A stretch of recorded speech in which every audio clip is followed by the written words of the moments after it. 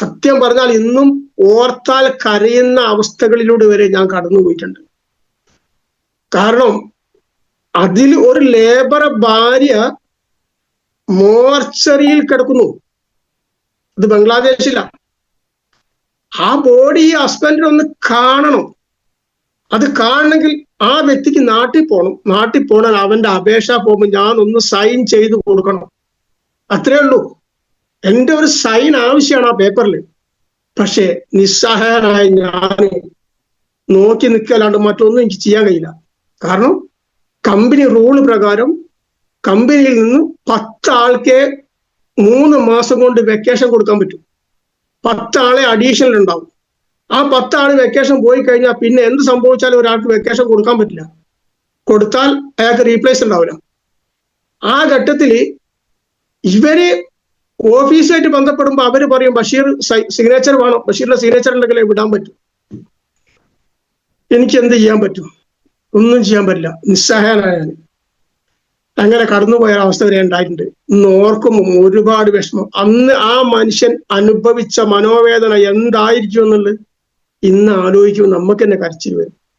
പക്ഷേ നമ്മളെ ഈ കമ്പനിയോ എന്ത് സ്നേഹത്തോടു കൂടിയാണ് നമ്മളെ അസോസിയേറ്റിനോട് നമ്മൾ പെരുമാറുന്നത്. കാരണം എന്നെ പോലുള്ളൊരു മനുഷ്യനെ ഇതുപോലെ മാറ്റിയെടുക്കണമെങ്കിൽ ഇത്ര ക്ഷമ, ഭൂമിയോളം ക്ഷമിക്കാന്ന് പറയില്ലേ. ഞാൻ പറയുന്നതൊന്നല്ല, ഇതിന് മുമ്പ് എന്തൊക്കെയോ പറഞ്ഞു പോയിട്ടുണ്ട്. കാരണം എന്താ, പല മീറ്റിങ്ങുകളും വലിയ വലിയ മേജർ മീറ്റിങ്ങുകൾ നമ്മൾ പോകുമ്പോൾ പതിനായിരക്കണക്കിന് ആളുകൾ പങ്കെടുക്കുന്ന പ്രോഗ്രാം ആയിരിക്കും. പക്ഷെ അവിടെ അപ്പോഴും നമ്മൾ നോക്കുന്നറിയോ, ഞാൻ ആ സമയത്ത് നോക്കിക്കൊണ്ടിരുന്നറിയോ, ഫ്രീ ഒന്നല്ലല്ലോ, ഞാൻ പൈസ കൊടുത്തിട്ടില്ല ഒന്ന്, എന്തുകൊണ്ട് എനിക്ക് എന്റെ ഫെസിലിറ്റി തന്നൂടാ? എന്റെ ചോദ്യം അതാ. അവിടെ ആളുള്ളത് എനിക്കറിയണ്ട, എനിക്ക് എന്തുകൊണ്ട് ആ ഫെസിലിറ്റി കിട്ടുന്നില്ല? ഞാൻ പല പ്രോഗ്രാമിൽ റെജീന മാഡത്തിനോട് തട്ടിക്കറാറുണ്ട്. നിങ്ങൾ എന്തായി കാണിക്കുന്നത്? മനുഷ്യൻ ഇവിടെ വന്നിട്ട് പൈസ തന്നിട്ടല്ല വന്നത്, എനിക്ക് അത് കിട്ടിയില്ല, ഇതില്ല. പക്ഷേ മാറി ഇരുന്നിട്ട് നമ്മൾ ചിന്തിക്കുമോ? എന്താന്ന് പറഞ്ഞാല് അവിടുത്തെ സാഹചര്യങ്ങളും സന്ദർഭവും ചില വിട്ടുവീഴ്ചകൾക്ക് നമ്മൾ തയ്യാറാണ്ടി വരും. അപ്പോഴേ എന്താവും, നമ്മൾ ജീവിതത്തിൽ വിജയിക്കാൻ കഴിയുന്നുള്ള പാഠങ്ങളും ഇതിൽ നിന്ന് എനിക്ക് ഉൾക്കൊള്ളാൻ കഴിയും. ദിവസത്തിൽ എങ്ങനായാലും ഒരു 2 പ്രാവശ്യം 3 പ്രാവശ്യം പെട്ടെന്ന് പുള്ളിക്കാരത്തിക്ക് ഒരു നെഞ്ചുവേദന വരും. അപ്പൊ പെട്ടെന്ന് തന്നെ ഞങ്ങൾ ഏതെങ്കിലും ഹോസ്പിറ്റലുകളിൽ എത്തിക്കും. ആ സമയത്ത് ഞാൻ ഇവിടെ അല്ല, ഞാൻ പ്രവാസ ലോകത്താണ്, ഞാൻ ഗൾഫിലാണ്. അപ്പം ഓരോ 2 ബ്രദറുകൾ, താഹിറ മാഡത്തിന്റെ ഹസ്ബൻഡും അവരെ ജ്യേഷ്ഠനും ഇവിടെ ഉണ്ട്.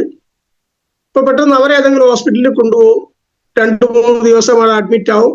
അവിടെ അവര് അറിയാലോ, ഹോസ്പിറ്റലിൽ ചെന്ന് കഴിഞ്ഞാൽ ECG സ്കാനും എല്ലാം കഴിഞ്ഞിട്ട് അവർ പറയും കുഴപ്പമൊന്നുമില്ല, ചെറിയൊരു ഗ്യാസിന്റെ പ്രോബ്ലം ആണ്, നിങ്ങൾ വീട്ടിൽ പോയിക്കോന്ന് പറയും. ഇങ്ങനെ കോഴിക്കോട് ജില്ലയിൽ നിന്നല്ല, സമീപ പ്രദേശത്ത് ഒരു ഹോസ്പിറ്റലും ബാലൻസ് ഇല്ല പോകാൻ. കാരണം ഒരു സ്ഥലത്ത് ഒരു തവണ പോയാൽ അടുത്ത തവണ വൈഫ് പറയും ഇനി അങ്ങോട്ട് പോകണ്ട, അവര് രോഗമൊന്നും കണ്ടില്ലല്ലോ. ഈ സ്ഥിതി ഇങ്ങനെ തുടർന്നുകൊണ്ടിരിക്കുക. മിംസ് പോലുള്ള കോഴിക്കോടിന്റെ വലിയ വലിയ ഹോസ്പിറ്റലുകളും എല്ലാം പോയതാ. എല്ലാ സ്ഥലത്തും ചെറുത് മുതൽ വലുത് വരെ എല്ലാ ഹോസ്പിറ്റലിലും കയറി നടക്കുന്ന ഒരു സമയം.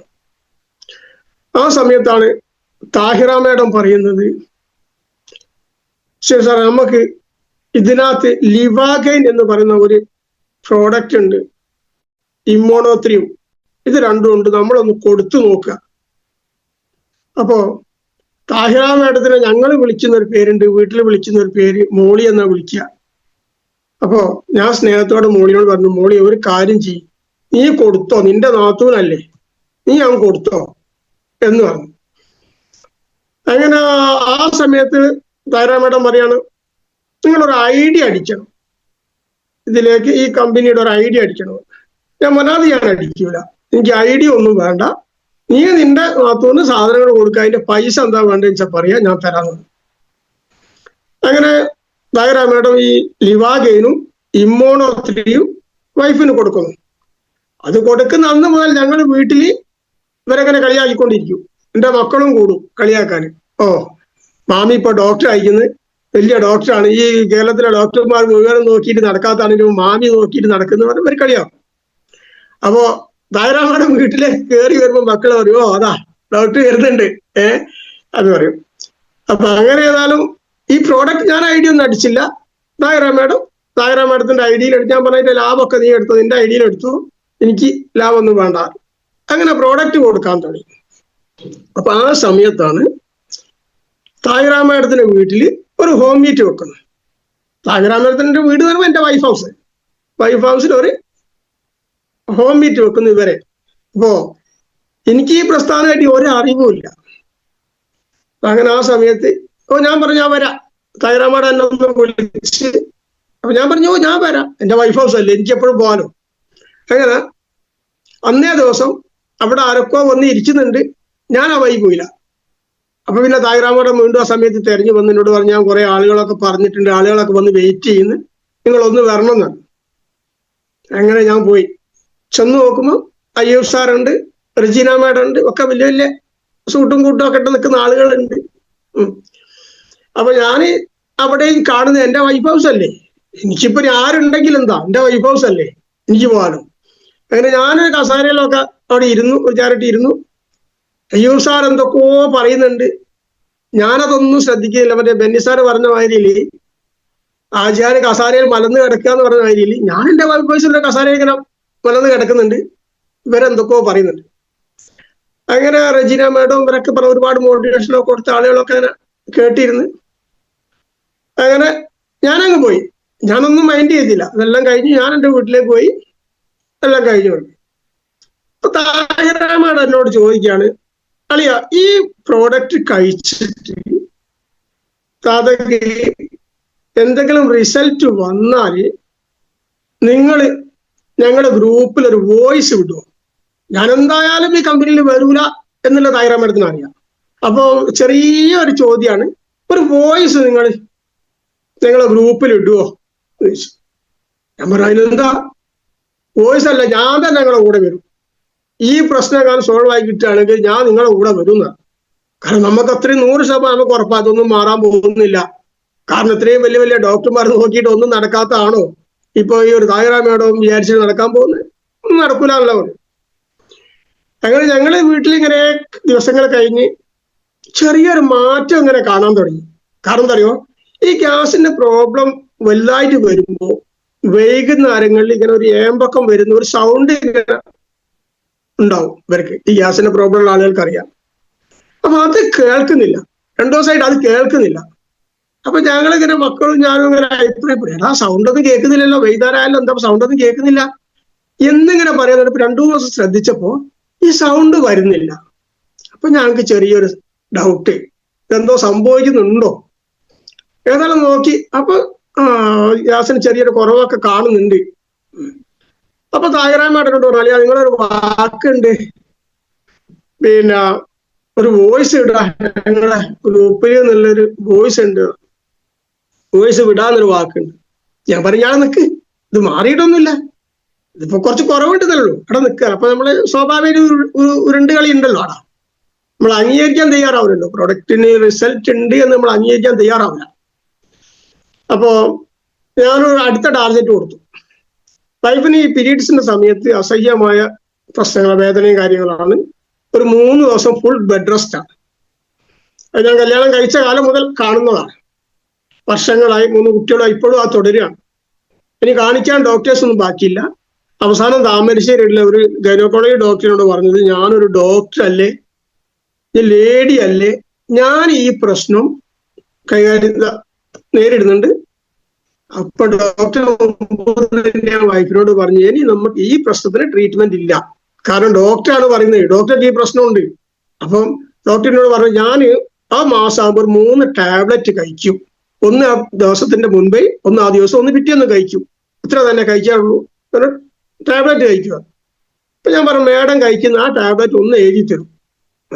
അങ്ങനെ പിന്നെ അതിന്റെ പുറകെ ആ പ്രശ്നമാണ് ഞാൻ താഹിറ മാഡത്തിന് മുമ്പത്തിലേക്ക് വെച്ചു കൊടുക്കുന്നത്. ഇതോടെ ഇനി സോൾവ് ചെയ്യുന്ന നമുക്ക് നോക്കാതാണ്. അങ്ങനെ വുമൺ കമ്പാനി എന്ന പ്രോഡക്റ്റ് കൊടുക്കുന്നു. അങ്ങനെ അതും റിസൾട്ടായി. പിന്നെ ഒഴിഞ്ഞു മാറാൻ മറ്റ് മാർഗങ്ങളൊന്നും തന്നെ മുൻപിലില്ല. കൊടുത്ത 2 ടാർജറ്റും താഹിറ മാഡം അതിമനോഹരമായിട്ട് വിജയിച്ചു. പിന്നെ ഒഴിഞ്ഞു മാറാൻ കഴിയില്ലല്ലോ. അങ്ങനെ പിന്നെ കോഴിക്കോട്, അന്ന് താമരശ്ശേരി GDS ഇല്ല, കോഴിക്കോട് പോകുന്നു, നളന്തയിൽ പോയി മീറ്റിംഗ് ഒക്കെ കേട്ട് GDS കേട്ട് ഓരോ ലീഡേഴ്സിന്റെ ക്ലാസ്സുകളൊക്കെ കേട്ട് അയ്യൂബ് സാറിന്റെ വണ്ടിയിൽ ഞങ്ങൾ തിരിച്ചു വരുമ്പോ അയ്യൂബ് സാറിനോട് ഞാൻ ചോദിച്ച ചോദ്യം ഇതേയുള്ളൂ. അയ്യൂബ് സാറേ, ഇന്നിപ്പോ അവിടെ ആ സ്റ്റേജിൽ ഒരുപാട് ആളുകൾ അവരുടെ അനുഭവങ്ങൾ പറയുന്നു. ലക്ഷങ്ങൾ കടമുള്ളവര് ആ കടമൊക്കെ വീടി ഈ പ്രസ്ഥാനത്തിൽ വന്നിട്ട് എന്ന്. അപ്പോ ഞാൻ എന്താ പറയാ, നാളെ ഞാൻ നിങ്ങൾ ഈ പ്രസ്ഥാനത്തിലേക്ക് വന്നാൽ ഞാൻ എന്താണ് എൻ്റെ ഒരു ജീവിത ശൈലി, എന്താണ് ഞാൻ ആളുകളോട് പറയാന്ന് ചോദിച്ചപ്പോ അന്ന് അയ്യൂബ് സാറ് എന്നോട് പറഞ്ഞൊരു കാര്യമുണ്ട്. അളിയാ, നിങ്ങളൊന്നും പറയണ്ട, നിങ്ങൾക്ക് അതുവരെ നിങ്ങളുടെ ലൈഫിൽ ഈ കമ്പനിയുമായിട്ട് ബന്ധപ്പെട്ട് എന്താണോ നേട്ടങ്ങളോ കോട്ടങ്ങളോ ഉണ്ടെങ്കിൽ അത് മാത്രം പറയുക, വേറെ ഒന്നും പറയണ്ട. നമ്മൾ അതിനെപ്പറ്റി ഇപ്പൊ ആലോചിക്കേണ്ട. അന്ന് ഞാൻ എന്ത് പറയുന്നില്ലേ, എന്തെങ്കിലും ഉണ്ടെങ്കിൽ പറയാ, ഇല്ലെങ്കിൽ പറയാതിരിക്കാം. അപ്പോ അത് തന്നെയാണ് ഞാൻ ഇന്ന് ഇവിടെ നിങ്ങളെ മുമ്പിൽ പറയാനും ആഗ്രഹിക്കുന്നത്. പറയാൻ എൻ്റെ ജീവിതത്തിൽ ഒരുപാട് കാര്യങ്ങളൊന്നും പറയാനില്ല, കാരണം ജീവിതം അങ്ങനെ ആയിരുന്നു. കഷ്ടപ്പാടോ ബുദ്ധിമുട്ടുകളോ ഒന്നുമില്ല എന്നുള്ള രീതിയിൽ തന്നെയാണ് ജനിച്ചതും വളർന്നതും ജീവിച്ചതും ഒക്കെ. പക്ഷെ ഈ പ്രസ്ഥാനത്തിലേക്ക് വന്നപ്പോൾ എനിക്കും എൻ്റെ ഫാമിലിക്കും ഈ പ്രോഡക്റ്റ് എന്ന് പറഞ്ഞൊരു സാധനം എന്താണെന്ന് പറയാൻ കഴിയാത്ത ഒരു വിശ്വാസം. ഇതെന്താണ് നമുക്ക് പറയാൻ കഴിയില്ല. അത്രയ്ക്ക് പ്രോഡക്റ്റുകളുടെ വിശ്വാസം എന്നിൽ ഉണ്ടായത് അത് ഉപയോഗിച്ചിട്ടാണ്. കാരണം ഇന്ന് നിലവിൽ ഞാൻ ഉപയോഗിക്കുന്ന പ്രോഡക്റ്റ് ഒരു ദിവസം ഞാൻ ഉപയോഗിക്കുന്ന പ്രോഡക്റ്റാണ് 95 ഞാൻ ഉപയോഗിക്കുന്നുണ്ട്, സ്പൈർലീന ഗോൾഡ് ഉപയോഗിക്കുന്നുണ്ട്, വെൽഹാർട്ട് ഉപയോഗിക്കുന്നുണ്ട്, ഡെയിലി ഡിറ്റോക്സ് ഉപയോഗിക്കുന്നുണ്ട്.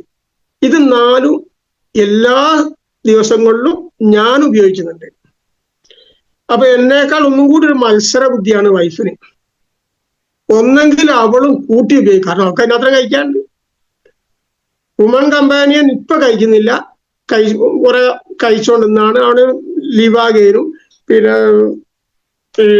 യൂറി ഫ്ലഷ് ലിക്വിഡും അങ്ങനെ ഒരുപാട് പ്രോഡക്റ്റുകൾ ഭാര്യ കഴിക്കുന്നു. അതുകൊണ്ട് തന്നെ എന്താണ്, ഹോസ്പിറ്റൽ എന്ന് പറഞ്ഞ ഒരു സംഭവം ഇപ്പൊ ലൈഫിൽ ഇല്ല, അത് പോകാറില്ല. പിന്നെ സ്വാഭാവികമാണ്, ഒരു മനുഷ്യനുണ്ടാകുന്ന സാധാരണ ക്ലൈമറ്റ് ചേഞ്ച് ആകുമ്പോഴോ അങ്ങനെ എന്തെങ്കിലുമൊക്കെ വരുന്ന സമയത്ത് വരുന്ന ഒരു സാധാരണ റൊട്ടീനിലാക്കല്ലാതെ വേറെ പറയത്തക്ക ഹോസ്പിറ്റൽ കേസുകളൊന്നും തന്നെ വരുന്നില്ല. ഞങ്ങളങ്ങനെ ഒരു നല്ല രീതിയിൽ പോയിക്കൊണ്ട് നിൽക്കുന്ന സമയത്താണ് പെട്ടെന്ന് എൻ്റെ ചെറിയ കൊച്ചിന്, എൻ്റെ മകന്റെ മോക്ക് ഈ കൊറോണ കുറച്ച് കൂടുതലായി പോയി. മിംസിലൊക്കെ ആയിരുന്നു പറയും. അപ്പൊ അവിടുന്ന് വന്നതിന് ശേഷം കൊച്ചിന് 15 ദിവസം കഴിയുമ്പോൾ 5 ദിവസം കഴിയുമ്പോൾ ഒരു പനി വരും. അത് നമുക്ക് സഹിക്കാൻ കഴിയില്ല, കാരണം ഓടിച്ചാടി നടക്കി 1-2 വയസ്സായ കൊച്ചിന് ഈ പനി വരുമ്പോൾ ഒരു 10 ദിവസത്തേക്ക് പിന്നെ സൈലന്റ് ആയി, ആള് വളരെ വീക്കാവും. അങ്ങനെ വല്ലാത്തൊരു വിഷമമായി നിൽക്കുന്ന സമയത്ത് ഞങ്ങൾ കൊണ്ട് ചെക്ക് ചെയ്ത സമയത്ത് ഡോക്ടേഴ്സ് പറഞ്ഞ് കൊച്ചിന് കുഴപ്പമൊന്നുമില്ല, പക്ഷെ ഈ ഇമ്മ്യൂണിറ്റി പവർ കുറഞ്ഞു പോയതാണ് കൊറോണ വന്നത് കാരണം. അപ്പൊ അതിന് കുറെ പുള്ളി മരുന്നൊക്കെ എഴുതി തന്നു. പക്ഷെ ഞങ്ങൾ എന്ത് ചെയ്തു, ആ മരുന്ന് അവിടെ മാറ്റി വെച്ചു.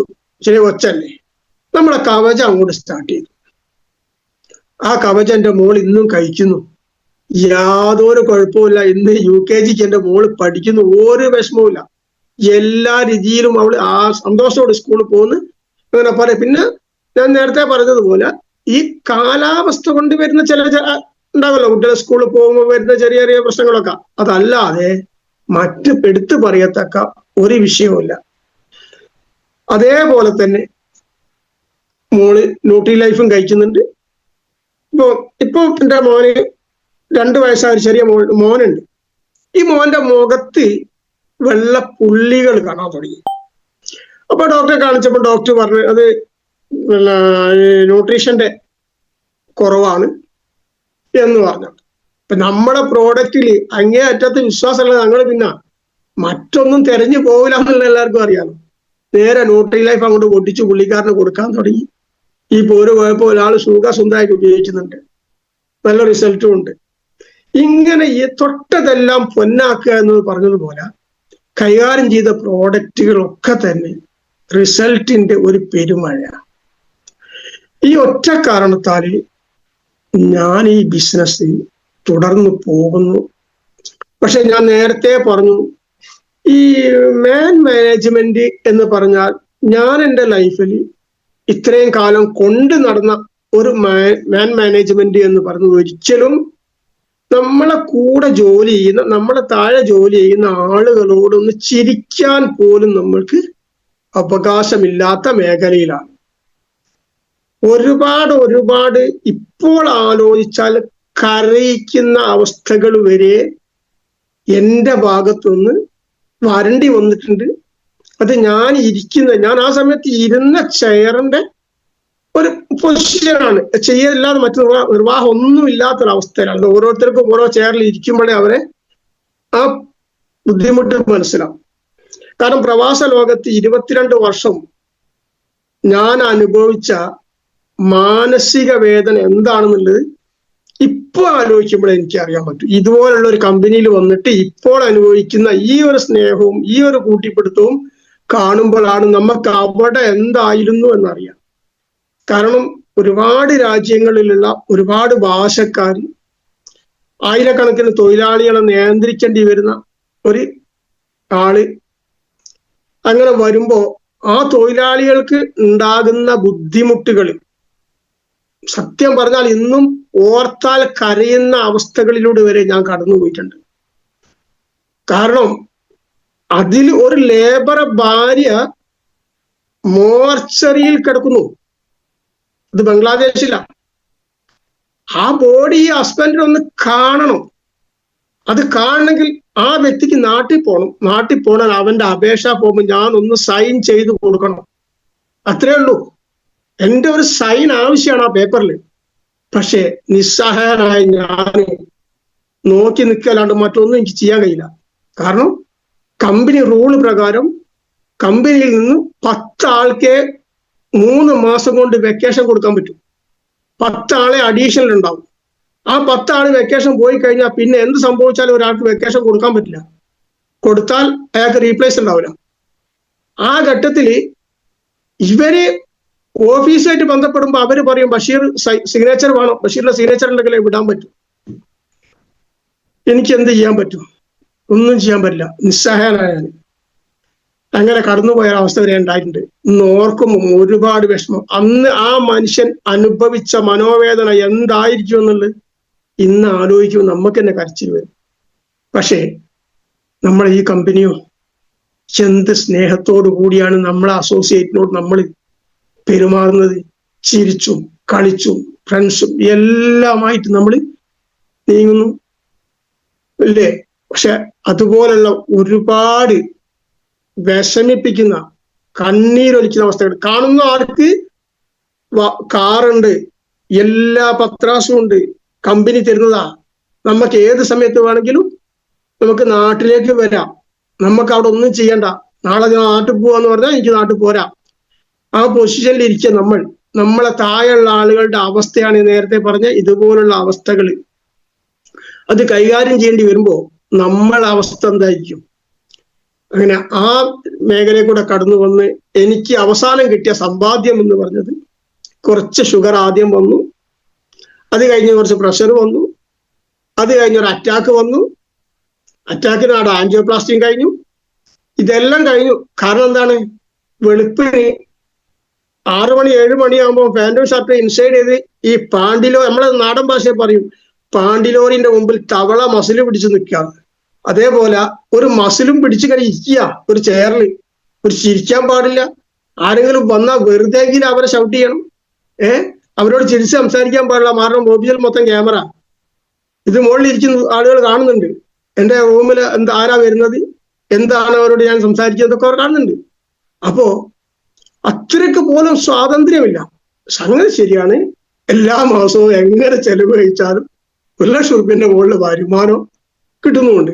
എങ്ങനെ ചെലവ് കഴിച്ചാലും ടെലിഫോണിന് വരെ ബില്ല് കമ്പനി അതിരുന്ന്. ആ ഒരു രീതിയിൽ ഇരിക്കുന്ന സമയത്താണ് അവിടുന്ന് ഈ അറ്റാക്ക് വന്നു.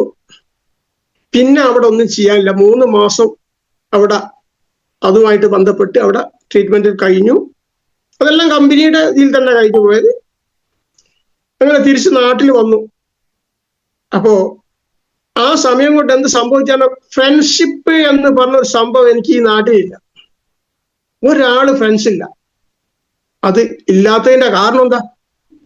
ഞാൻ ഈ നാട്ടിൽ വെക്കേഷനിൽ വരുമ്പോൾ നമ്മുടെ നാട്ടിലുള്ള ഒരാളുമായിട്ട് ഒരു ബന്ധവുമില്ല. ഞാൻ എൻ്റെ വീട്ടിനകത്തുണ്ട്. അപ്പൊ എനിക്ക് എങ്ങോട്ടെങ്കിലും പോകണമെങ്കിൽ ഞാൻ എൻ്റെ വീട്ടിനെ മുറ്റുന്ന കാർ എടുക്കുന്നു, പോകുന്നു, തിരിച്ച് അതേപോലെ വീട്ടിൽ വരുന്നു. നാട്ടുകാരായിട്ട് ഒരു ബന്ധവുമില്ല. കാരണം എന്താ? ഞാൻ ചിലപ്പോൾ ഒരു 3 മാസം 6 മാസം ഇവിടെ ഉണ്ടാവും.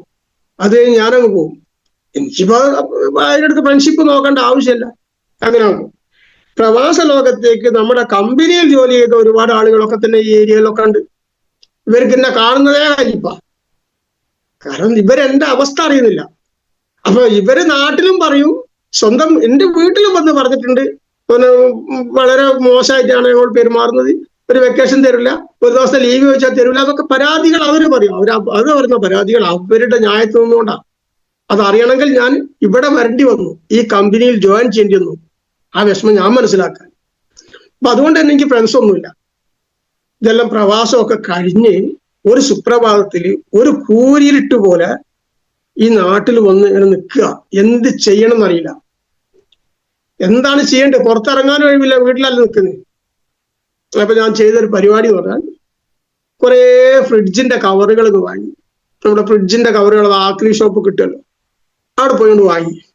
വീടിന്റെ മുറ്റം നിറയെ ഫ്രിഡ്ജിന്റെ കവർ അങ്ങോട്ട് നിരത്തിയിട്ട് കുറെ മീനുകളെ വാങ്ങി അതിനകത്തൊക്കെ ഇട്ടു. കുറെ വലിയ കൂട് ഇൻഡസ്ട്രിയിലുകാരനെ കൊണ്ട് ഉണ്ടായിച്ചിട്ട് അതിനകത്ത് കുറെ ലവ് ബേർഡ്സിനെയും വാങ്ങിട്ടു. പിന്നെ കാണുന്ന നഴ്സറികളിൽ നിന്നൊക്കെ കാണുന്ന ചെടികളൊക്കെ വാങ്ങും. ഇതൊക്കെ മുറ്റത്ത് കൊണ്ടങ്ങ് വെച്ചു. എന്നിട്ട് രാവിലെ തുടങ്ങും പരിപാടി. ഈ മീനുകൾക്കൊക്കെ തീറ്റ കൊടുക്കുക, ഇതുങ്ങളൊക്കെ വെള്ളങ്ങളൊക്കെ കഴുകുക, ഇതാക്കുക, ചെടി നനയ്ക്കുക, കിളിക്ക് ഭക്ഷണം കൊടുക്കുക. ഈ പണിയായിട്ട് അത് തുടങ്ങി. ഉച്ച വരെ ആ പണി ഉണ്ടാവും. ഉച്ച കഴിഞ്ഞാൽ ഒന്ന് ഭക്ഷണം കഴിച്ച് ഉറങ്ങി 4 മണിക്ക് എണീറ്റ് വീണ്ടും തുടങ്ങും ഈ പണി. അപ്പോ ഹാപ്പിയായി, കാരണം ജോലി ആയല്ലോ, വെറുതെ ഇരിക്കണ്ടല്ലോ. അങ്ങനെ നിൽക്കുന്ന സമയത്താണ് താഹിറ എന്ന ഈ പ്രസ്ഥാനത്തിനെ കൊണ്ട്, അങ്ങനെയുള്ള ഒരാള്, അങ്ങനെ ജീവിച്ച ഒരാള് ഈ പ്രസ്ഥാനത്തിൽ വന്നാൽ എന്ത് സംഭവിക്കുക എന്നുള്ളത് നിങ്ങൾക്ക് തന്നെ ഊഹിക്കാൻ കഴിയുന്നതേ ഉള്ളൂ. എന്നെ ഈ പ്രസ്ഥാനത്തിലേക്ക് കൊണ്ടുവരാനും ഇതിൽ ഇതുവരെ നിലനിർത്താനും ഈ നിലയിലേക്ക് എത്തിക്കാനും താഹിറ മേഡവും അയ്യൂബ് സാറും റജീന മേഡവും അതുപോലെ തന്നെ നമ്മളെ റമീസ് സാറ്, സാഹിർ സാറ്, പിന്നെ നമ്മളെ ഉമ്മർ ഉസ്താദ്, അതേപോലെ തന്നെ നമ്മളെ അഷ്റഫ് ധാരാണി സാറ്, അങ്ങനെ ഒരുപാട് നമ്മളെ ചേറൂർ സാറ്, ബാബു തങ്ങള്, അങ്ങനെ ഒരുപാട് മഹാന്മാരോട് ഞാൻ പരിചയപ്പെടുകയും അവര് എവിടെ കണ്ടാലും ഒരു മോട്ടിവേഷൻ ഇങ്ങനെ തന്നുകൊണ്ടേയിരിക്കുക. പക്ഷെ ഒരു കാര്യം എനിക്ക് ഉറപ്പാ, ഇത്തരം മോട്ടിവേഷനുകൾ ഇല്ല എങ്കിൽ ഞാൻ എന്നേ ഇതിന്നൊക്കെ പോകും. കാരണം എനിക്ക് നിൽക്കാൻ കഴിയൂല. കാരണം എന്താണ്, ഞാൻ അന്ന് വരെ സ്വീകരിച്ചു പോകുന്ന ഒരു മാർഗമല്ല ഇതില് സ്നേഹമാണ്. ഇതില് സ്നേഹത്തോടെ നമ്മളെ കൂട്ടിപ്പിടിക്കുകയാണ്. ഇവിടെ പരസ്പരം അങ്ങോട്ടും ഇങ്ങോട്ടും കണ്ടാൽ ചിരിച്ച് സൗഹൃദങ്ങൾ പങ്കുവെച്ച് എന്താണ് ബിസിനസിന്റെ കാര്യങ്ങൾ, അങ്ങോട്ടും ഇങ്ങോട്ടും ബിസിനസിന്റെ കാര്യങ്ങൾ സംസാരിച്ച്, ഇനി ഇതിൽ എന്തെങ്കിലും നമ്മുടെ ഭാഗത്ത് പിഴവുണ്ടെങ്കിൽ ഇതിങ്ങനെ തിരുത്തണം കേട്ടോ എന്ന് പറഞ്ഞു തരാൻ നമ്മളെ മുൻപിൽ മുൻഗാമികൾ മഹാരഥന്മാർ ഒരുപാട് ഇങ്ങനെ നിൽക്കുന്നുണ്ട്. അവരുടെ ഉപദേശം കേൾക്കാനും അത് നമുക്ക് സ്വീകരിക്കാനും വളരെ സന്തോഷമാണ്. കാരണം എന്താ അറിയോ, അവര് പറയുന്നതൊക്കെ നമ്മളെ നന്മക്ക് വേണ്ടിയാ. എന്നാൽ അതിന് മുമ്പ് നടന്നതോ, കമ്പനികൾ പറയുന്നതും നമ്മളെ മേലുദ്യോഗസ്ഥന്മാർ പറഞ്ഞതും അവരുടെയും അവരുടെ കമ്പനിയുടെ നന്മക്ക് വേണ്ടിയാ. ഇവിടെ അതല്ല സംഭവിക്കുന്നത്. അപ്പോ അങ്ങനെ പ്രചോദനങ്ങൾ നൽകിക്കൊണ്ട് ഇങ്ങനെ നമ്മളെ അനന്തേട്ടനെ ഞാൻ എപ്പോഴും ഓർക്കുന്ന, അനന്തേട്ടനൊക്കെ ഇതിനകത്തുണ്ട്, ഞാൻ കണ്ടു അനന്തേട്ടനെ. അപ്പൊ അനന്തേട്ടനൊക്കെ തന്നെ എവിടെ കണ്ടാലും അവിടെ നമ്മളെ മോഹനേട്ടന് ഇവരൊക്കെ തന്നെ നല്ലൊരു സൗഹൃദ വലയം എനിക്കിതിൽ ഉണ്ടാക്കിയെടുക്കാൻ കഴിഞ്ഞു. അപ്പോ ഇപ്പോൾ എനിക്ക് ഫ്രണ്ട്സ് ഇല്ല, അല്ല സുഹൃത്തുക്കൾ ഇല്ല എന്ന ആ വിഷമം ഈ പ്രസ്ഥാനത്തിലൂടെ കൂടെ വന്നപ്പോൾ മറികടക്കാൻ കഴിഞ്ഞു. ഒരുപാട് ഫ്രണ്ട്സുകളുണ്ട്. എവിടെ ചെന്നാലും ആളുകൾ, ഞാൻ അറിയുന്ന ആളുകളുണ്ട്. അവര് നല്ല സ്നേഹ സൗഹൃദങ്ങൾ പങ്കുവെക്കുന്ന, ആർക്കും ഒന്നും പറയാനില്ലാത്ത, ഒരു വിദ്വേഷപരമായിട്ടല്ലാത്ത സൗഹൃദത്തോട് പങ്കുവെക്കുന്ന ഫ്രണ്ട്സ്, സഹോദരി, ഒന്നും തിരിച്ചാഗ്രഹിക്കാത്ത, ഒന്നും തിരിച്ച് പ്രതിഫലം ആഗ്രഹിക്കാത്ത ഫ്രണ്ട്സുകൾ. എന്നിൽ നിന്ന് ഒന്നും ആഗ്രഹിച്ചിട്ടല്ല ആരും തന്നെ ഞാനൊരു സൗഹൃദം പങ്കുവെക്കുന്നത്. അവരിൽ നിന്നൊന്നും ഞാനും ആഗ്രഹിക്കുന്നില്ല, സൗഹൃദം മാത്രം. മനസ്സിലായില്ലേ? അതാണ് നമുക്ക് ഈ പ്രസ്ഥാനത്തിലൂടെ നമുക്ക് കിട്ടുന്നത്. അതാണ് നമുക്ക് ഏറ്റവും ആവശ്യം. പിന്നെ ഈ പ്രവാസ കാലത്ത് ഞാൻ ഇത്രയൊക്കെ ആയിട്ടുണ്ടെങ്കിലും ഒരു ടൂറ് പോവുക എന്ന് പറഞ്ഞാൽ എൻ്റെ ജീവിതത്തിൽ കഴിഞ്ഞിട്ടില്ല. ഫാമിലി ആയിട്ട് എങ്ങോട്ടെങ്കിലും പോവുക ഉണ്ടാറില്ല. കാരണം എനിക്ക് സമയം ഉണ്ടാവില്ല. ഇവിടെ വന്നു കഴിഞ്ഞാൽ 100 കൂട്ടം പ്രശ്നങ്ങൾ ഇവിടെ ഉണ്ടാവും. ചെയ്യേണ്ട ഔദ്യോഗിക കാര്യങ്ങൾ, ചെയ്തു തീർക്കേണ്ട കാര്യങ്ങൾ ഉണ്ടാവും. അത് ചെയ്യുക. അല്ലെങ്കിൽ ഒരു ഫാമിലിയിലേക്ക് പോവുക, അതും ഇല്ലായിരുന്നു അന്ന്. കാരണം ആരുമായിട്ട് ബന്ധമല്ല, ഒറ്റപ്പെട്ട ജീവിതം പോലെ തന്നെ കഴിഞ്ഞുകൊണ്ടിരിക്കുക. ഇന്ന് അതല്ല. ഞാൻ ഈ പ്രസ്ഥാനത്തിൽ വന്നു മുതൽ ഏതൊക്കെ ടൂറുണ്ടോ ആ ടൂറിലൊക്കെ ഞാൻ പോയിട്ടുണ്ട്. ഞാൻ പോകാത്തൊരു ടൂറ് ഇല്ല എന്ന് തന്നെ പറയാം. എൻ്റെ അറിവിലില്ല. എല്ലാ ടൂറിലും ഞാൻ ഫാമിലി ആയിട്ടുണ്ട്, വൈഫും ഞാനും ഉണ്ട്. ഫസ്റ്റിൽ തന്നെ പോകുന്നത് നമ്മള് ഇവോൾവ് ആണെന്നാണ് എൻ്റെ ധാരണ, ഗ്രാൻഡ് ഹയാത്ത് ഹോട്ടലിൽ വെച്ച് നടക്കുന്നത്. അതെ, ഈ പ്രശ്നം അന്ന് ഞാൻ സിൽവർ പോലും ആയിട്ടില്ല, തുടക്ക. അപ്പോഴാണ് അയ്യൂബ് സാറ് പറയുന്നത്, അളിയ അങ്ങനെ എറണാകുളത്ത് വെച്ചൊരു പ്രോഗ്രാം ഉണ്ട്, അങ്ങനെ ഗ്രാൻഡ് ഹയാത്ത് ഹോട്ടലിൽ വെച്ചാണ് നടക്കുന്നത്, ഭയങ്കര പ്രോഗ്രാമാണ്. എനിക്ക് പ്രോഗ്രാമിനെ പറ്റി ഒന്നും അറിയില്ല, ഞാൻ അതിനെപ്പറ്റി ഒന്നും ശ്രദ്ധിച്ചിട്ടുമില്ല. ഞാൻ ശ്രദ്ധിച്ച ഒരു കാര്യമുള്ളൂ, ലക്ഷങ്ങൾ കയ്യിലുണ്ടെങ്കിലും ഗ്രാൻഡ് ഹയാത്ത് ഹോട്ടലിൽ നമ്മളൊന്നും കയറൂല. ലുലു കൺവെൻഷൻ സെന്ററിൽ കാണാൻ നമുക്ക് ഇവിടുന്ന് പോകാൻ പറ്റില്ല, നമ്മൾ പോയില്ല. അപ്പൊ അതൊന്ന് കാണാനോ, മറ്റുള്ള പ്രോഗ്രാമുകളൊക്കെ അവിടെ നിൽക്കട്ടെ, എനിക്കൊക്കെ അറിയില്ല നമുക്ക്. അപ്പൊ നോക്കുമ്പോ അതിന് എൻട്രി ഫീസ് 5000 ഉറുപ്പിയാണ്. അപ്പൊ 2 ആൾക്ക് 10 ഉറുപ്പ്യ എൻട്രി ഫീസ്. ഓക്കെ, ഞാനുണ്ട്. ഞാൻ വൈഫായിട്ട് സംസാരിച്ച് നമുക്കൊന്ന് കാണാലോ, ഗ്രാൻഡ് ഹയാത്ത് ഹോട്ടലല്ലേ, നമുക്ക് കാണുന്നതിന് എന്താ കുഴപ്പം, നല്ല പിന്നെ ഒരിക്കലും പോയി കാണൂലല്ലോ. അങ്ങനെ ഞങ്ങൾ ഫസ്റ്റിൽ പോകുന്നത് അതാണ്, ആ പ്രോഗ്രാമിന്. ആ പ്രോഗ്രാം കണ്ടപ്പോ, ഈ പറഞ്ഞ പ്രോഗ്രാം കഴിഞ്ഞപ്പോ ഈ കണ്ടതോ ഈ കേട്ടതോ ഒന്നുമല്ല MI ലൈഫ് സ്റ്റൈൽ എന്നാണ് ബോധ്യപ്പെടുക. പിന്നെ അതിന്റെ ആ പവറിൽ ഒരു വർഷം ഓടി. ഒരു വർഷം അപ്പോഴേക്ക് മൊത്തം വന്നിട്ട് ഒരു വർഷമായ, ഒരു വർഷം ആ ഒരു എനർജിയിൽ എനിക്ക് പറയാനൊന്നും അറിയില്ല കാര്യമായിട്ട്. അപ്പോ ഞാൻ എന്താ ചെയ്യാം, ഡ്രസ് കോഡ് അന്നും ഇന്നും ഇത് തന്നെ, ഇൻസൈഡും പാൻറ്റും ഷർട്ടും ഒക്കെ തന്നെയാണ് എൻ്റെ ഡ്രസ് കോഡാണ്. ഇപ്പൊ ഇതൊക്കെ ഇട്ടിട്ട് ഒരു ബുള്ളറ്റ് ഉണ്ട്, ഈ ബുള്ളറ്റ് എടുക്കും, നമ്മുടെ കമ്പനിയുടെ ID കഴുത്തിൽ നിന്ന് തൂക്കിയിടും. 4 ആള് കാണാൻ പോക്കറ്റിലുണ്ട്, നേരെ താത്തിയിടും. എന്നിട്ട് നമ്മൾ അടുത്ത പ്രദേശങ്ങളിലൊക്കെ പോയി ഇങ്ങനെ ഒരു സാധനം വാങ്ങാനില്ലെങ്കിലും കടകളിൽ, ഏകദേശം എനിക്ക് അറിയാവുന്ന കടകളിലൊക്കെ കയറും, എന്തെങ്കിലുമൊക്കെ ചെറിയ സാധനങ്ങൾ വാങ്ങും. അപ്പൊ ഇതെന്താ, അവര് ചോദിക്കും ഇതെന്താ കഴുത്തിലൊരു മാലയൊക്കെ. അപ്പൊ എന്താണ്, എനിക്ക് അവരോട് പറഞ്ഞു കൊടുക്കാലോ, ഇത് ഇന്നതാണെന്ന് പറയാലോ. അത് പറയാനൊരു കാരണം കിട്ടാനാണ് ഞാൻ ഈ കോലത്തിൽ ഇറങ്ങുന്നത്. ഇങ്ങനെ വൈകുന്നേരം വരെ കറങ്ങും. അപ്പൊ ആളുകൾ ചോദിക്കും, ഇങ്ങനെ പറഞ്ഞു, ഞാൻ പഠിക്കുകയാണ് എന്താ പറയാന്നുള്ളത്. അങ്ങനെ നടന്നിട്ട് ആ ഒരു വർഷം എന്ന് പറഞ്ഞാൽ ഞാൻ ഇതിനൊരു അടിമയായി മാറി എന്ന് പറയാം. ഒരു ഉഷാറ് വരാൻ തുടങ്ങി. ആ വീട്ടിൽ ഇരുന്ന് കിളീനെ നോക്കുന്നതിനേക്കാൾ നല്ലതും ഈ മീനിനെ നോക്കുന്നതിനേക്കാൾ ഒരു ആവേശം, ഇറങ്ങി പോകാൻ ഒരു വഴിയുണ്ടല്ലോ നമുക്ക്. അങ്ങനെ അതിലങ്ങ് TC ആയി കിട്ടി. TC റാങ്കിലേക്ക് എത്തി. കാരണം ഫസ്റ്റ് തന്നെ എന്നോടൊപ്പം ജോയിൻ ചെയ്തതിന്റെ പെങ്ങളാ, ആ ഒരു സിസ്റ്റർ എനിക്കുള്ളൂ. അവള് പറഞ്ഞ, നീ ഇതിനകത്ത് ഇറങ്ങി നടക്കുന്നുണ്ടെങ്കിൽ എന്തെങ്കിലുമൊക്കെ ഒരു കാര്യം ഉണ്ടാകുമല്ലോ, ഞാനും കൂടാന്ന് പറഞ്ഞു. അങ്ങനെ ഫാമിലിയിൽ നിന്ന് കുറച്ച് ആളുകൾ ഇതിലേക്ക് വന്ന്, ഞാൻ എന്താ ചെയ്യുന്നത്, എന്റെ പോക്ക് എന്താന്ന് അറിയാൻ വേണ്ടിയാണ് അവർ വന്ന്. അപ്പം ഒരു ഭാഗത്ത് ഇപ്പൊ ഇവരൊക്കെ ഞാൻ എന്റെ ഓർമ്മ ചൂല് ഞാൻ ഇവരെ കെട്ടു, പക്ഷെ 1ൽ ആരും ഇല്ല. അപ്പോ ഞാൻ എന്ത് ചെയ്തു, വൈഫിന്റെ ID 1ൽ അടിച്ചു, സ്വന്തം പർച്ചേസ് ചെയ്യും. അവിടെ ഞങ്ങൾ പ്രോഡക്റ്റുകൾ ഉപയോഗിച്ചു. വിൽക്കാനൊന്നും അന്നും പോയിട്ടില്ല, ഇന്നും വലിയ റീറ്റെയിൽ ഒന്നും പറഞ്ഞുകൂടാ, ഒരു റീറ്റെയിൽ സെയിലറാവൊന്നും പറയാൻ പറ്റില്ല, ചെയ്തിട്ടില്ല. അപ്പൊ ആ ഒരു സിറ്റുവേഷനിൽ നിൽക്കുമ്പോഴാണ് നമ്മളെ ഒരിക്കലും ജീവിതത്തിൽ മറക്കാൻ പറ്റാത്ത നമ്മളെ ഖാദർ ഉസ്താദ് ഇന്ന് DTCയിലാണ്. ഇതുവരെ ഇന്നലെ വരെ ഞങ്ങൾ ഒരുമിച്ചായിരുന്നു. ഇന്നിപ്പോ ഞാൻ ZDC ആയി മാറി ഖാദർ ഉസ്താദ് എന്നിലേക്ക് കടന്നു വരുന്നത്. അങ്ങനെ ആദ്യമായിട്ട് എന്നിൽ ഒരു ഔട്ട്സൈഡ് വ്യക്തി കടന്നു വരുന്ന ഖാദർ ഉസ്താദാണ്. ആരുമില്ലാത്ത എൻ്റെ ഓർഗ് 1 ഖാദർ ഉസ്താദ് കടന്നു വരുന്നു. പിന്നെ ഇന്ന് ഈ സമയം വരെ ആ ഭാഗം ഞാൻ നോക്കേണ്ടി വന്നില്ല. ഇന്ന് 35 ലക്ഷത്തിന് മുകളിൽ പവർ അവിടെ കൊണ്ടുവച്ച് ഖാദർ ഉസ്താദിന്റെ ജൈത്രയാത്ര ഇപ്പോഴും തുടരുക. ഖാദർ ഉസ്താദ് കൊണ്ടുവന്ന ആളാണ് നമ്മുടെ മൗലാന ഉസ്താദ്. അങ്ങനെ ഒരു പറ്റം ഉസ്താദുമാര് ആ ഇതിലൂടെ വന്നു. അവരെല്ലാം തന്നെ അഹോരാത്രം കഷ്ടപ്പെടുകയാണ്, നെട്ടോട്ടം ഓടുക. അവർക്ക് വിശ്രമമില്ല. ആ ഓട്ടം ഓടി മൗലാന ഉസ്താദും ഖാദർ ഉസ്താദും DTC റാങ്കിലെത്തി. നൗഫർ ഉസ്താദിനെ പോലുള്ള ആളുകൾ TCയിലെത്തി. അങ്ങനെ ഒരുപടി നേട്ടങ്ങൾ അവരുണ്ടാക്കുമ്പോൾ അതിന്റെ നേട്ടങ്ങളുടെ തണലിൽ ഇരുന്ന് വിശ്രമിക്കാൻ ഞാൻ ഇപ്പോഴും ചെയ്തുകൊണ്ടിരിക്കുന്നത്. മനസ്സിലായില്ലേ? അവര് കഷ്ടപ്പെടുന്നതിന്റെ പകുതി പോലും ഞാൻ കഷ്ടപ്പെടേണ്ടി വരുന്നില്ല. കാരണം അവിടെ ഒരു കാര്യം ഞാൻ ചെയ്തത് എന്താണ്? താഹിറ മേഡം എന്നെ എന്ത് പഠിപ്പിച്ചാലും അത് ഞാൻ ഖാദർ ഉസ്താദിനെ പഠിപ്പിക്കും.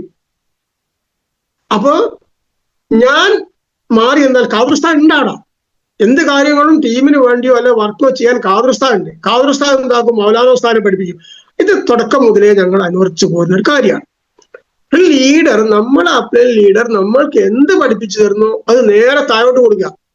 അപ്പൊ അത് അവരേറ്റെടുക്കും. അപ്പൊ നമുക്ക് അതുകൊണ്ട് ലാഭമാണ്, എപ്പോഴും വളരെയധികം ലാഭം. നമ്മൾ എല്ലാ കാര്യത്തിനും നമ്മൾ തന്നെ ഓടാതെ നമ്മളെ താഴെ വരുന്ന ആളുകളും ഇത് പഠിച്ച് അവരെ കൊണ്ടുപോയിക്കോ. അതാണ് എനിക്ക് എൻ്റെ ഓർഗ് 1 നടന്നുകൊണ്ടിരിക്കുന്നത്. പിന്നെ ഞാൻ പറഞ്ഞു ഓർഗ് 2 ഫാമിലിയിൽ നിന്ന് കുറച്ച് ആൾക്കാർ വന്നു. ഈ ഫാമിലിയിൽ നിന്ന് വന്നതൊക്കെ കുറച്ച് കാലത്തേക്ക് ഉള്ളായിരുന്നു. അവര് പോകാൻ തുടങ്ങി. കാരണം അതിൽ 2 കാര്യമുണ്ട്. ഒന്ന്, ഇന്നും ഈ ആളുകളെ എങ്ങനെ കൈകാര്യം ചെയ്യണം എന്ന് ഞാൻ പഠിച്ചിട്ടില്ല. 100% എന്നിൽ അത് എത്തിയിട്ടില്ല. എന്തൊക്കെയോ പഴയ കാലങ്ങളിൽ കഴിഞ്ഞു പോയത് എൻ്റെ മനസ്സിൽ ഇപ്പോഴും ബാക്കിയുണ്ടെന്ന് എനിക്ക് തന്നെ തോന്നുക. ഇവിടെ ടീമിനെ ഓർഗ് 1 കൂട്ടിപ്പിടിക്കുന്നത് ഖാദർ ഉസ്താദാണ്, മൗലാന ഉസ്താദാണ്, നൗഫൽ ഉസ്താദാണ്. ഇവരാണ് ആ ഒരു ടീമിനെ കൂട്ടിപ്പിടിക്കുന്നത്. അതുകൊണ്ട് ആ ഭാഗം നല്ല ഗ്രോത്തിൽ പോകുന്നുണ്ട്. എന്നാൽ 2 അങ്ങനെ കൂട്ടിപ്പിടിച്ച ഒരാളില്ല, ഞാനേ ഉള്ളൂ. അതുകൊണ്ട് തന്നെ അതിന്റെ ക്ഷീണം അവിടെ ഉണ്ടാണ്. അതുകൊണ്ടാണ് ഈ 3 വർഷം കൊണ്ട് 3.5 വർഷത്തിനടുത്ത് ആയിട്ടും ZDC എന്ന റാങ്ക് ഈ സൂം വെബിനാറിൽ ഇരിക്കുന്ന ഒരുപാട് ആളുകളുണ്ട്. അവരൊക്കെ 6 മാസവും 1 വർഷവും 1.5 വർഷം കൊണ്ട് DTC ആയ ആളുകളുണ്ട്. ഇപ്പൊ എന്റെ ലീഡർ തന്നെ താഹിറ മേഡം വന്നിട്ട് 3 വർഷം കൊണ്ട് STC പക്ഷെ അവരെക്കാൾ മുമ്പാ ഇതിൽ ഈ പ്രസ്ഥാനത്തിൽ വന്ന് ബിസിനസ് ചെയ്യുന്ന ഒരുപാട് ആളുകളുണ്ട്. ഒരിപ്പോഴും STC ആകാത്തവരുണ്ട്. അപ്പോ ഇവിടെ എല്ലാവരും ഒരേ അവസ്ഥയിൽ പോകുന്നവരല്ല, പലരും പല രീതിയിലാണ്. അത് ഓരോ മനുഷ്യന്റെ ആക്ടിവിറ്റി അവരെ മൈൻഡ് പോലെ ഇരിക്കും. അത് നമ്മൾ ആരും പറഞ്ഞിട്ട് കാര്യമില്ല. അല്ല അവരെ പോലെ ആകാനല്ല ഞാൻ ശ്രമിക്കുന്നതെന്നല്ല. ഇപ്പോൾ എന്റെ ശ്രമം ഞാനാകാൻ ശ്രമിക്കുക. മനസ്സിലായില്ലേ? ആദ്യം നമ്മൾ നന്നാകുക, ആദ്യം നമ്മളൊന്ന് നേരാകുക, അതിനുശേഷം എന്ത് ചെയ്യുക? മറ്റുള്ളവരെ നന്നാക്കാൻ ശ്രമിക്കുക.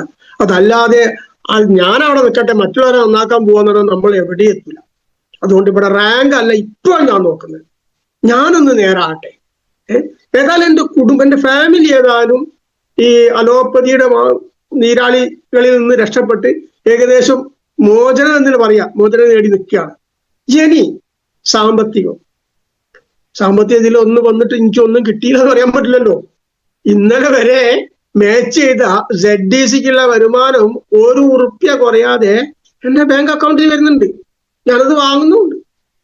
അപ്പൊ പിന്നെ വരുമാനം കിട്ടും. ഞാൻ എന്ത് ജോലിയാണോ ചെയ്യുന്നത് ആ ജോലിക്കുള്ള വരുമാനം കറക്റ്റായിട്ട് എനിക്ക് കിട്ടുന്നുണ്ട്. അതെന്തായി?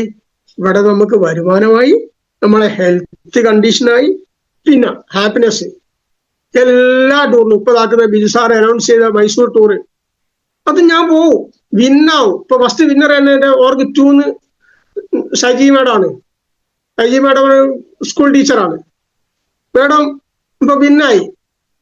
ബാക്കിയുള്ളതും ഈ 2 ആഴ്ച കൊണ്ട് വിന്നാവും. വിന്നാകുന്നതിന്റെ ഏരിയയിലാണ്. അപ്പം അതും ഓക്കെയാണ്. പിന്നെ എന്താണ് നമുക്ക് വേണ്ടത്? എല്ലാ കാര്യങ്ങളും എന്നെ പോലുള്ള ഒരാളെ ഇതുപോലെ ആക്കി മാറ്റാൻ ഇത്രയും ത്യാഗങ്ങൾ സഹിച്ച അയ്യൂബ് സാറും റജീന അമ്മയോടും താഹിർ അമ്മയോടും എന്താ ഇപ്പൊ പറയുക, ഒരു മനുഷ്യ അവതാരം എന്ന് പറയും, ദൈവത്തിന്റെ നേരിലുള്ള അവതാരങ്ങൾ എന്ന് പറയേണ്ടി വരും. കാരണം എന്നെ പോലുള്ള ഒരു മനുഷ്യനെ ഇതുപോലെ മാറ്റിയെടുക്കണമെങ്കിൽ ഇത്ര ക്ഷമ, ഭൂമിയോളം ക്ഷമിക്കാന്ന് പറയില്ലേ.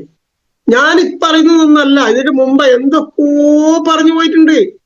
കാരണം എന്താ, പല മീറ്റിങ്ങുകളിലും വലിയ വലിയ മേജർ മീറ്റിങ്ങുകളിൽ നമ്മൾ പോകുമ്പോൾ പതിനായിരക്കണക്കിന് ആളുകൾ പങ്കെടുക്കുന്ന പ്രോഗ്രാം ആയിരിക്കും.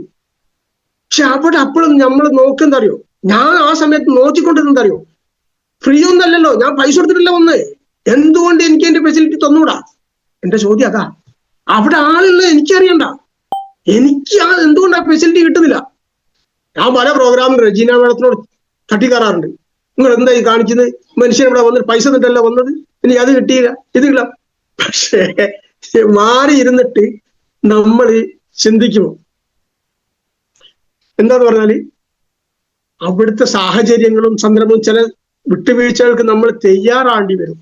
അപ്പോഴെന്താവും, നമ്മൾ ജീവിതത്തിൽ വിജയിക്കാൻ കഴിയുന്നുള്ള പാഠങ്ങളും ഇതിൽ നിന്ന് എനിക്ക് ഉൾക്കൊള്ളാൻ കഴിയും. അതുകൊണ്ട് ഇനി അധികമൊന്നും ഞാൻ മുന്നോട്ട് പോകുന്നില്ല. കാരണം മുന്നോട്ട് പോകാനാണ് നമുക്ക് ഒരുപാട് സമയങ്ങൾ വേണ്ടി വരും. പിന്നെ അതുകൊണ്ട് എനിക്ക് ഈ വെബിനാറിൽ എൻ്റെ ശബ്ദം കേൾക്കുന്ന ആളുകളോട് പറയാനുള്ളത്, ആദ്യം നമ്മൾ ഒരു മനുഷ്യനാകുക. ഒരു മനുഷ്യന് വേണ്ട ഒരുപാട് വിട്ടുവീഴ്ചകളും ക്ഷമയും ഇതെല്ലാം നമ്മളുണ്ടായി നമ്മളൊരു നല്ല മനുഷ്യരാകുക. അതിനുശേഷം നമ്മൾ പണത്തിന് അഥവാ വരുമാനത്തിന് ആഗ്രഹിക്കുക. എന്നിട്ട് നമ്മൾ അതോടൊപ്പം നമ്മളെ ഹെൽത്തും. ഇപ്പൊ ഞാനൊരു കാര്യം കൂടി പറഞ്ഞു നിർത്താം. ഇപ്പോ ഞാനിത് തുടക്കത്തിലേ പറഞ്ഞു, ഒരു ആൻജിയോപ്ലാസ്റ്റിക് കഴിഞ്ഞാണ് വിദേശത്ത് വെച്ചത്. സത്യത്തിൽ അന്ന് ആൻജിയോപ്ലാസ്റ്റിക് അല്ല അവർ ചെയ്യേണ്ടത്, അവർ ബൈപ്പാസ് ചെയ്യേണ്ട സാഹചര്യമാണ്. പക്ഷെ അവരെന്ത് ചെയ്തു, ഒരു വിദേശി ആയതുകൊണ്ട് തന്നെ അവരെ ബൈപ്പാസിനെ മാറ്റി നിർത്തിക്കൊണ്ട് ആൻജിയോപ്ലാസ്റ്റിക് ചെയ്തു.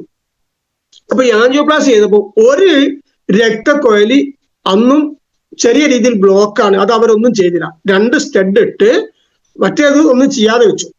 ഇതാരും അറിയുന്നില്ല.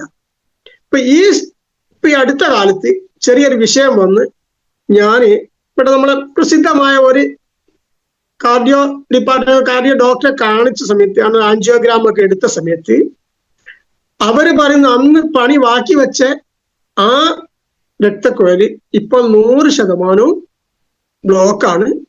അത് ഹാർഡായി പോയി, ഒന്നും ചെയ്യാൻ പറ്റില്ല.